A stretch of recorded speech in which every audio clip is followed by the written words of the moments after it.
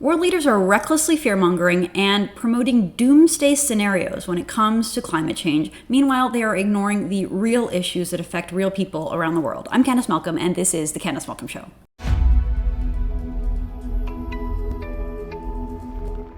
Everyone, thank you so much for tuning into the Candice Malcolm Show. I hope you are enjoying our daily version of the Candice Malcolm Show. We've been doing it every day since the election, and we like doing it so much during the election that we have continued doing that. It gives us opportunity to jump into all of the issues of the day and to really dissect all of the various issues and problems, both when it comes to Canadian politics, as well as the Canadian media, as well as the culture here in Canada. So it is a lot of fun. Right now, all the world leaders are gathered in Scotland. They are at COP26, which is the United Nations conference to look into the environment, to study what's going on with climate change. But really what we just see is a lot of fear-mongering, a lot of over-the-top doomsday scenarios that really just create a lot of fear and anxiety around the world. So we're going to delve into that. First, if you like the Candice Malcolm Show, if you're watching over on YouTube, don't forget to like this video, leave us a comment, subscribe to the True North Show, and don't forget to hit that little red notification bell, and so you will never miss an episode. If you're watching over on Facebook,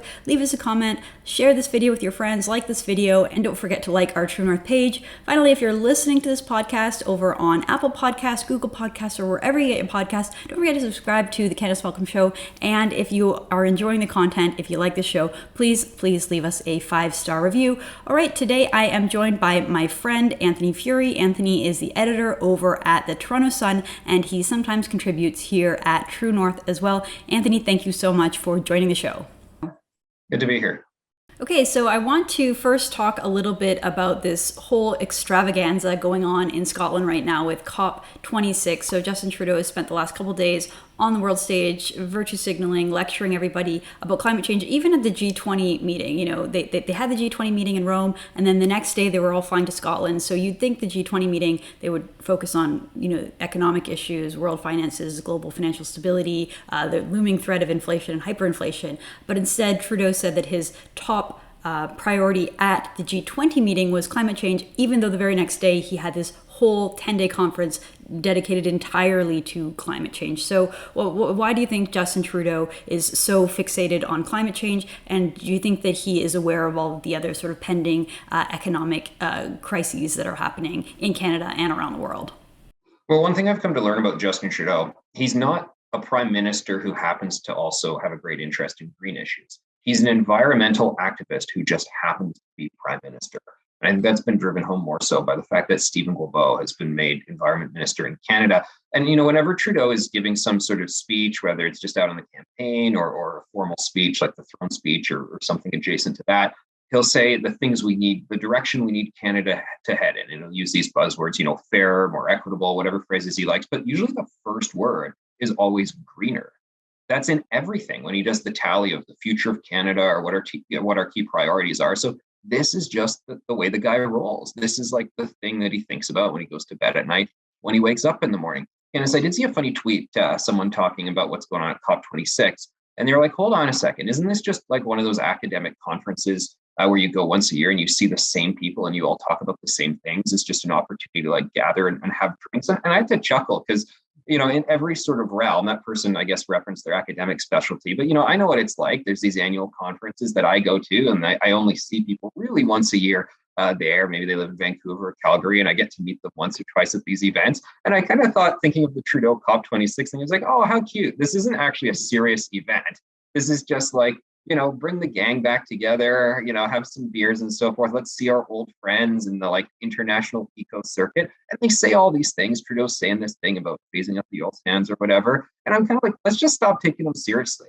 Like, I don't take the Paris deal climate agreements too seriously. I know a lot of people do. I know the government acts like these voluntary targets that we have created ourselves, that it's like a gun to our head that we have to do ASAP. But I'm just kind of like, I think this is just a lark for these guys. This is their social circuit. They've just fallen into it. They haven't matured out of it. And, let them have their fun and let's not take it seriously. So I totally agree that like with the idea of what it's like for them. The only problem, Anthony, is that unlike the kind of conferences that we go to, or unlike the chumminess that Justin Trudeau may crave, the reality is that these governments are going to be signing really heavy-handed laws and rules at this conference. These are the people who run the world. Yeah, these are the people, and it will have devastating impacts on everyday people, on Canadians. We already saw that Trudeau has formally pledged to a hard cap on oil and gas, and that will have an unbelievable effect on the livelihoods of thousands, tens of thousands, hundreds of thousands, millions of Canadians because of that. So Trudeau acts like this, it's a party for him, and that's sort of the idea that we see coming back home. Unfortunately, they also have a lot of power, which is pretty devastating. What do you think about that hard cap to Canada's oil and gas emissions? It's crazy. Yeah. It's not necessary.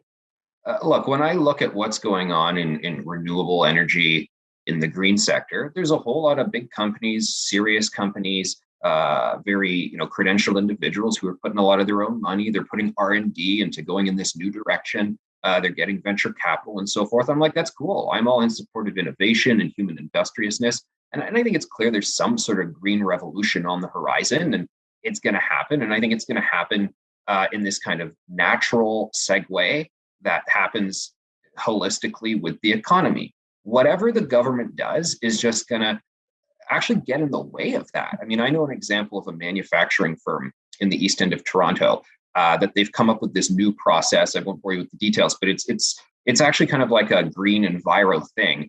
They're doing it both because they found it just sort of saves them on outputs and inputs and so forth. It's just more efficient. It happens to be environmentally friendly as well. It saves the money. They're going in that direction. But because of the Ontario government bringing in all of these green energy policies that have ramped up the cost for manufacturing, it's putting them out of business. And because they're not a company that's like with the in crowd over at COP26, they're not giving the government handouts. So here you have a company that's doing some pretty cool enviro stuff that is benefiting the environment. And they're actually getting screwed over by green energy policies. So, I mean, as I say, this stuff is happening organically anyway. It's extremely just arrogant and incorrect of the government to think that they can get in front of that they can harness it, that they know it better than the people who are actually doing it on the ground. So we just need to step away from it all. Like I said, the Paris deal, I don't think we particularly need to be in it. I mean, I liken the Paris deal to when you see these various presentations, say at City Hall, they say, Toronto right now, they say zero vision. That's the thing they're doing at Toronto. Zero vision means zero pedestrian deaths because there's been too many pedestrian deaths.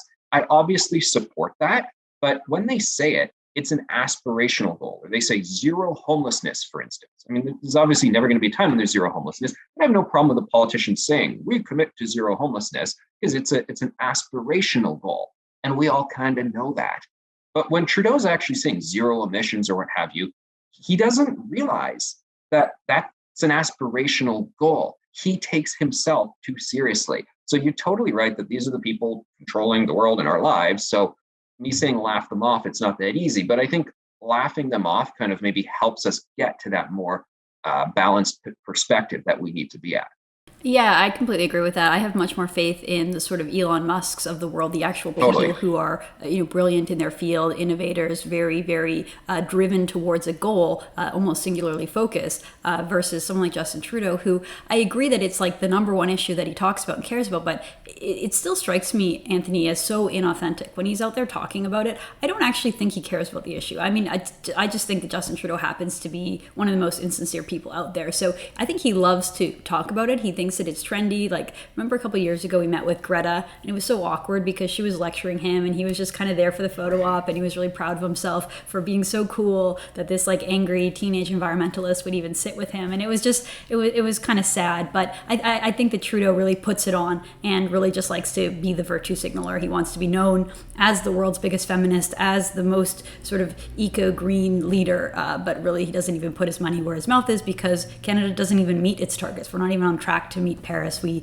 missed our 2020 emissions despite the global lockdown. So I don't trust or believe anything Trudeau says. But it's not just Justin Trudeau, Anthony. We saw Boris Johnson describing global warming as a doomsday device that will end humanity. The United Nations Secretary General said that humans are digging our own graves. So what do you think about this over-the-top rhetoric that's really just designed to sort of like cripple us, instill fear? They tried to persuade us. It didn't really work. So now they're like, okay, let's just try to like promote fear and anxiety. It's having a really big impact, as we know, on little kids that are now taught in school that the world's going to end because of all of our activity. Really, really kind of reckless way of talking about it. What do you think about this over-the-top rhetoric? Well, yeah, you're right, particularly in the school system, and it's happening there. And it's really alarming because I actually saw one report by a psychologist association a couple of years ago talking about how climate change anxiety is actually a real thing. So children are having mental health challenges because of all this stuff they're hearing, staying awake at night and, thinking they're going to die, whatever timeline Greta gave them in the next 5 years or something. So lots of challenges with the education system, and parents need to get involved. And that's one of those things that they need to fight back against. Another thing on the rhetoric, I don't know if you saw this, one of the CBC executive editors put out a post the other week saying, guys, big news, gotta tell you, editorial changes coming to the CBC. We're finally going to start talking about climate change. And I'm like, what? And he posted this just the other week. And I read this article. I'm like, man, this is something. He's like, for too long, we have downplayed the issue. We've ignored the issue of climate. CBC reporting is finally going to go all in on, well, it's not climate change, of course. I think it was maybe the climate crisis was the phrase they used, perhaps climate apocalypse. I'm not sure what new word they used. And it was quite something, like this idea, finally, we're going to get serious on it.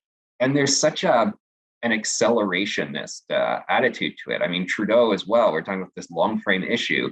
And then almost every year now, he has to up the ante so much. And it's funny to see CBC basically do the same. Now we're going to talk about climate change crazier than ever. And I think it's going to backfire. Who knows? Who knows the direction public opinion is going to take on it? But I think you can really go overboard with this stuff, particularly now that we definitely have a crisis of cost of living going in Canada that while there's many different factors in play at it, green energy policies have certainly exacerbated cost of living challenges in Canada. That's a really good point. I can't imagine having less self-awareness than the editors and the head honchos over at the CBC. It's like they just have no idea how they're perceived. And again, this whole idea that this is it's a crisis, it's an ongoing crisis. We heard Trudeau talk about this a lot, the dual crises of COVID and climate. It's like they just love being in a crisis scenario. And, I'm old enough to remember like 4 years ago when it was the left that was constantly criticizing and critiquing and like screaming at the right for saying you guys are reckless, you're promoting fear-mongering about issues like terrorism and immigration. And then here we are where that's just like the regular thing that they do is promote fear and anxiety. I want to switch a little bit over to COVID though, because that is the other area where we see a lot of fear-mongering, a lot of misinformation. They target kids with climate alarmism. Now they're starting to target kids with this idea that there needs to be forced vaccination for little kids age 5 to 11. You have a couple kids in that age group. I wrote a column in the Toronto Sun over the weekend talking about how little this group is impacted by COVID, how few cases there, despite how they had the most number of cases. Well, under 20 has the most number of cases in Canada, recorded cases. So kids are contracting COVID, but they're not getting sick, they're not getting hospitalized, and so few are dying of COVID that it's barely even, it's less than a statistical error. So why is it that we're now focused so much on vaccinating a group of people that have no threat of COVID? Yeah, I spoke to the president and CEO of Sick Kids Hospital earlier last year, and he said that if there can be a silver lining to this pandemic, to COVID-19, if there is such a thing, it would be that thankfully we've learned that COVID-19 does not hit kids hard really at all. There was a worry initially that this would be something that hits kids very hard, and we've learned that that's not the case. And a number of very prominent pediatricians have said to me flat out that COVID-19 is less severe than influenza in children. So a lot of the debate we're having right now is whether or not it's ethical to lock children down, to deny them of their education rights, to deny them of activities and so forth, and also to say that they must get this vaccine to protect other age cohorts. And that's quite a debate going on right now, because traditionally that's not a thing that really happens in medical ethics and discussions of public health. I seem to recall that the rule in the Titanic was not, okay, children off last, so we can get the strapping middle-aged men on the rescue boats first. Yet that seems to be the attitude that we're taking with COVID. So it's very frustrating. I do think the conversation about the 5 to 11 vaccines has had a lot more nuanced approach than previous chapters of this discussion. A little bit in Canada. Canada has always had a very kind of regressive and cloistered conversation. I think we're pretty ignorant of what goes on in the rest of the world. But I think if you look to the New York Times, the Washington Post, Newsweek magazine, just pretty much name every major publication in the US, they are having much more nuanced discussions of 5 to 11. There'll be articles with the headlines, do teenagers, even really need to get the vaccine, that kind of stuff, which would be considered a major no-go, I think, for a lot of Canadians, or at least just out of their frame of reference. They're not used to seeing that conversation in our media landscape or political landscape. Yeah, I was surprised when I just went and looked at the numbers myself because, judging by the way that I see, like you're saying, there's not a lot of nuance in the media. So judging by the way that I see the issue talked about in the media, by the way I hear politicians promoting, excitingly waiting and anticipating the approval of vaccines for 5 to 11-year-olds and sort of like, we're going to be ready to go, we're going to roll it out. It seems like the question is settled and they're going to go ahead and do it. But, again, like to your point, like why would we try to vaccinate kids when we know that, in very, very small, rare circumstances, there are negative side effects? So whereas when it comes to COVID, there aren't really any. I mean, you pointed out to me that, I had in my column that there were 1,700 hospitalizations in that age group below 20. And you pointed out in your reporting that most of those cases were not kids who were hospitalized because of COVID, but rather kids that had to go to the hospital for another reason. While they were there, they got tested and they had contracted COVID, perhaps even in the hospital. I don't know. But it just doesn't really make a lot of sense why we would even vaccinate this group in the first place. What do you think about that? Yeah, one of the things that I've talked about in a few True North videos is what frustrates me is the media amplification game, and the news that gets amplified, and then the news that atrophies, that doesn't catch on and get picked up by all other news outlets. And I thought that Public Health Agency of Canada report on nosocomial pediatric infections is the focus of the report, was very interesting because it looked at all the cases. It took numbers from hospitals all across the country and found that, okay, these are the kids hospitalized with COVID, but then they said, what is the cause of admission? Why were they hospitalized in the first place? And only 37% of them were actually hospitalized because they were suffering from COVID-19 symptoms or what have you. And the rest were incidental findings. So, of course, right now you need to get tested for COVID whenever you go to hospital.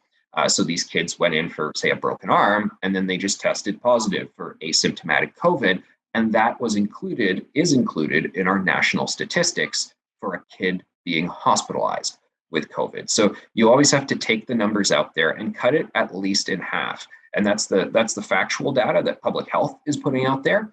And that's also anecdotally what pediatric hospital physicians have told me. So that is the established fact. And yet I'm sure if I were to go on certain news outlets, which haven't been discussing this much, if I were to go on, CBC, national television and bring this up, there'd probably be people tweeting in, or get this guy off the air, misinformation and so forth. It's data. It's public data. They wrote a report on it. Right. It's the science as well, but it's not the science that they like. And so they try to beat you over the head with it. Well, Anthony, thank you so much for bringing some common sense. I wish that there were more journalists out in Canada like you that were willing to talk about these, inconvenient findings and sometimes challenge the narrative. It's great to have you on the show. Well, same to you. Thanks, Candice. All right. Thanks so much for watching. I'm Candice Malcolm, and this is The Candice Malcolm Show.